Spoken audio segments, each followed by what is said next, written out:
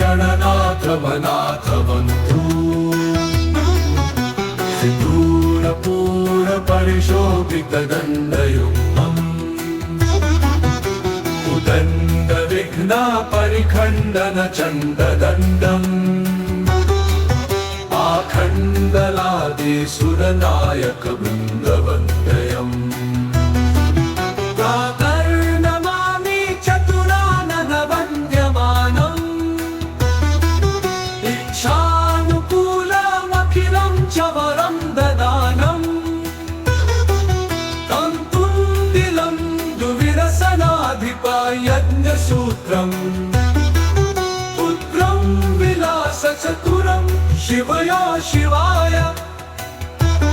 दातर्जाम्यभयदम् खलु भक्तशोकावादनं गणविभुं वरकुञ्जरास्यम् अज्ञानकाननविनाशनहं व्यवाहम् उत्साहवर्धनमहं सुतमीश्वरस्य श्लोकत्रयमिदं पुण्यं सदा साम्राज्यदायकम् प्रातरुत्थाय सततं यः पठेत् प्रयतः पुमान् प्रातः स्मरामि गणनाथ वनाथ बन्धु सिन्दूरपूर परिशोभितदण्डयुग्मम् उदण्ड विघ्न परिखण्डन चण्डदण्डम् आखण्डलादिसुरनायक वृन्दवन्द्यम् प्रातर्नमामि चतुराननवन्द्यमानम् इच्छानुकूलमखिलं च वरं ददानम् तन्तुन्दिलं दुविरसनाधिपयज्ञसूत्रम् पुत्रं विलासचतुरं शिवया शिवाय प्रातर्जाम्यभयदं खलु भक्तशोकावादनं गणविभुं वरकुञ्जरास्यम् अज्ञानकाननविनाशनहं व्यवाहम् उत्साहवर्धनमहं सुतमीश्वरस्य श्लोकत्रयमिदं पुण्यं सदा साम्राज्यदायकम् प्रातरुत्थाय सततं यः पठेत् प्रयतः पुमान् प्रातः स्मरामि गणनाथ वनाथ बन्धु सिन्दूरपूर परिशोभितदण्डयुग्मम् उदण्ड विघ्न परिखण्डन चण्डदण्डम् आखण्डलादिसुरनायक वृन्दवन्द्यम् प्रातर्नमामि चतुराननवन्द्यमानम् इच्छानुकूलमखिलं च वरं ददानम् तन्तुन्दिलं दुविरसनाधिपयज्ञसूत्रम् पुत्रं विलासचतुरं शिवया शिवाय दातर्जाम्यभयदं खलु भक्तशोकावादनं गणविभुं वरकुञ्जरास्यम्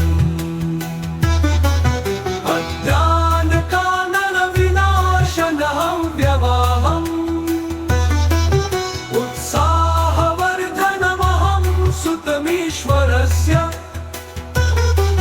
श्लोकत्रयमिदं पुण्यं सदा साम्राज्यदायकम् प्रातरुत्थाय सततं यः पठेत् प्रयतः पुमान्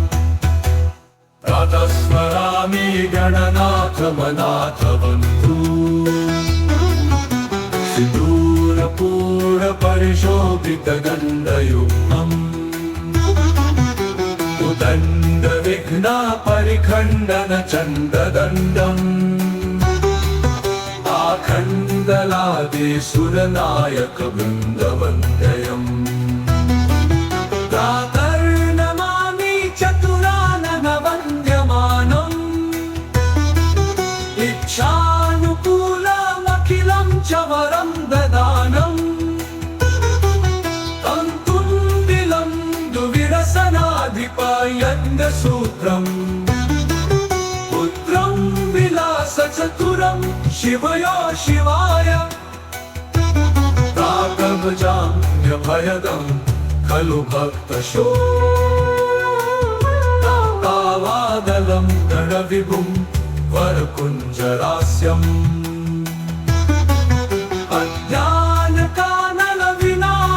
अज्ञानकानलविनाशनहव्यवाहम् उत्साहवर्धनमहं सुतमीश्वरस्य श्लोकत्रयमिदं पुण्यं सदा साम्राज्यदायकम् प्रातरुत्थाय सततं यः पठेत् प्रयतः पुमान् प्रातः स्मरामि गणनाथवनाथवन्तु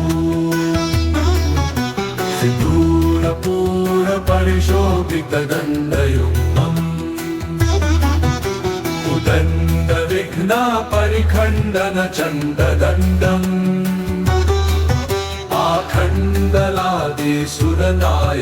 आखण्डलादिसुरनायकवृन्दवन्द्यम् प्रातर्नमामि चतुराननवन्द्यमानम् इच्छानुकूलमखिलं च वरं ददानम् तन्तुण्डिलं दुविरसनाधिपयज्ञसूत्रम् पुत्रं विलासचतुरं शिवयो शिवाय प्राकभजाम्यभयदं खलु भक्तशोकावादलं गणविभुं वरकुञ्जरास्यम्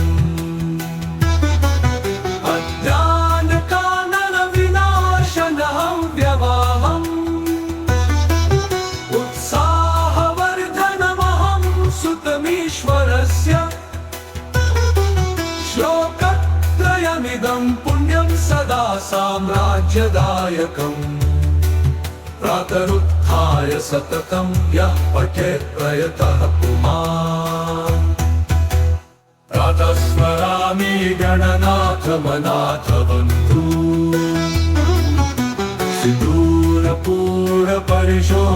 सिन्दूरपूरपरिशोभितदण्डयुग्मम् उदण्डविघ्नपरिखण्डनचण्डदण्डम्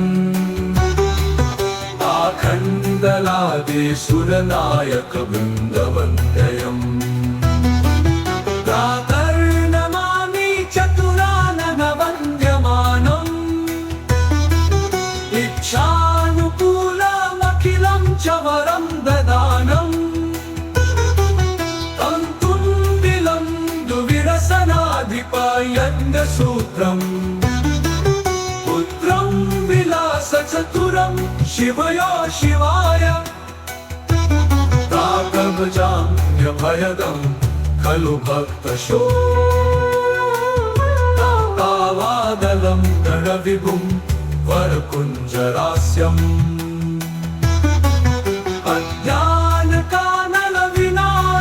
अज्ञानकानलविनाशनहव्यवाहम्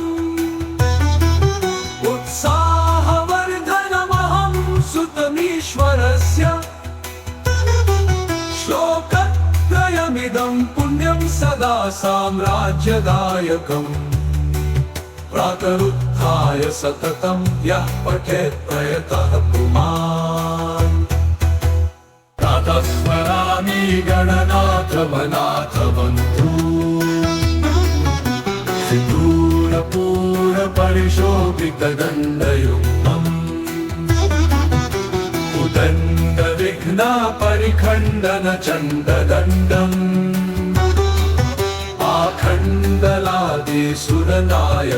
आखण्डलादिसुरनायकवृन्दवन्द्यम् प्रातर्नमामि चतुराननवन्द्यमानम् इच्छानुकूलमखिलं च वरं ददानम् तन्तुण्डिलं यज्ञसूत्रम् पुत्रं विलासचतुरं शिवयो शिवाय दातमजाम्यभयदं खलु भक्तशोकावादनं गणविभुं वरकुञ्जरास्यम् अज्ञानकाननविनाशनहं व्यवाहम् उत्साहवर्धनमहं सुतमीश्वरस्य श्लोकत्रयमिदं पुण्यं सदा साम्राज्यदायकम् प्रातरुत्थाय सततं यः पठेत् प्रयतः पुमान् प्रातः स्मरामि गणनाथमनाथबन्धू सिन्दूरपूरपरिशोभितगण्डयुग्मम् उदण्डविघ्नपरिखण्डनचण्डदण्डम्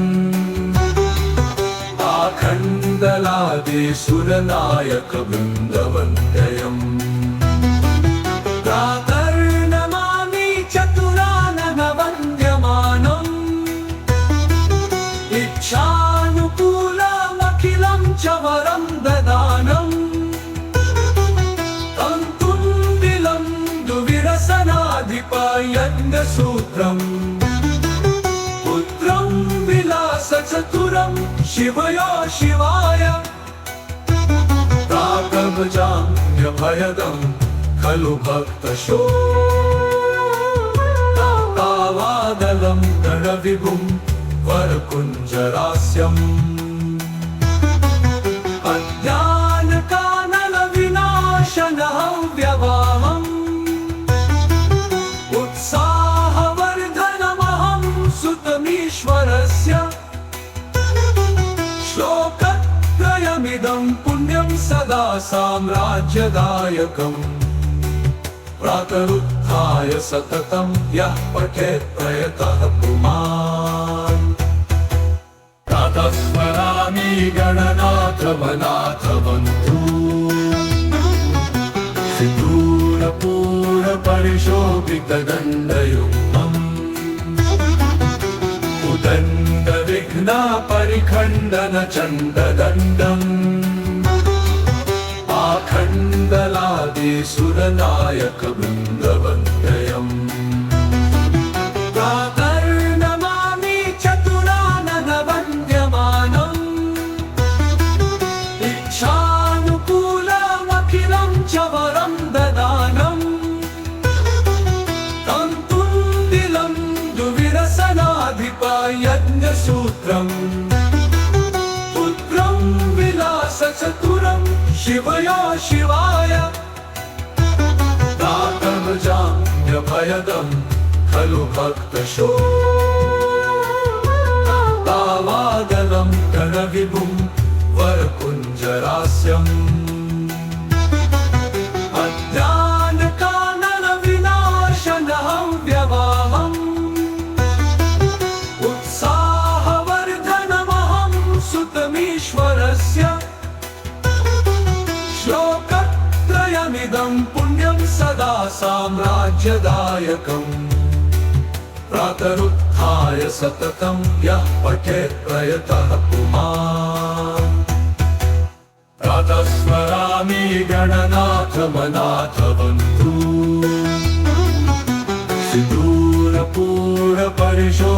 सिन्दूरपूरपरिशोभितगण्डयुग्मम् उदण्डविघ्नपरिखण्डनचण्डदण्डम्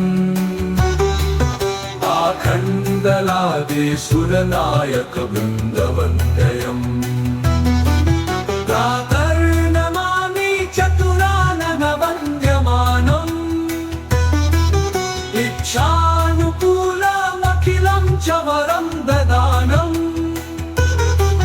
तन्तुण्डिलं दुविरसनाधिपयज्ञसूत्रम् पुत्रं विलासचतुरं शिवयो शिवाय प्रातमजाम्यभयदं खलु भक्तशोकावादलं गणविभुं वरकुञ्जरास्यम् अज्ञानकानलविनाशनहव्यवाहम् उत्साहवर्धनमहं सुतमीश्वरस्य श्लोकत्रयमिदं पुण्यं सदा साम्राज्यदायकम् प्रातरुत्थाय सततं यः पठेत् प्रयतः पुमान् प्रातः स्मरामि गणनाथवनाथ बन्धू सिन्दूरपूरपरिशोभितदण्डयुग्मम्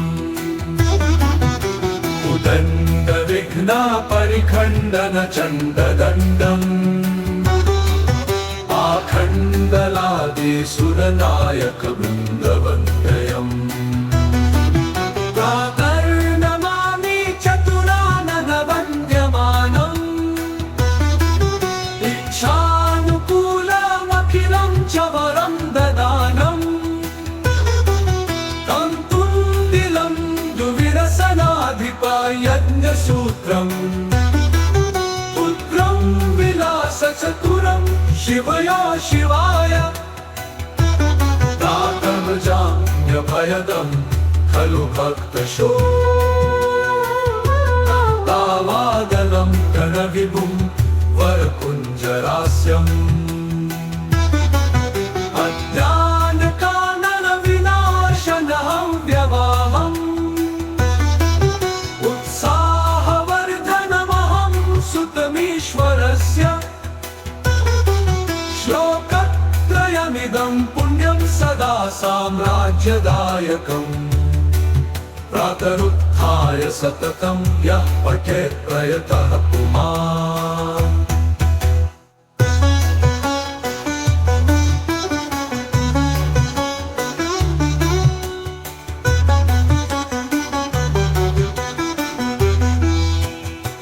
इति श्री गणेश प्रातः स्मरण स्तोत्रम्।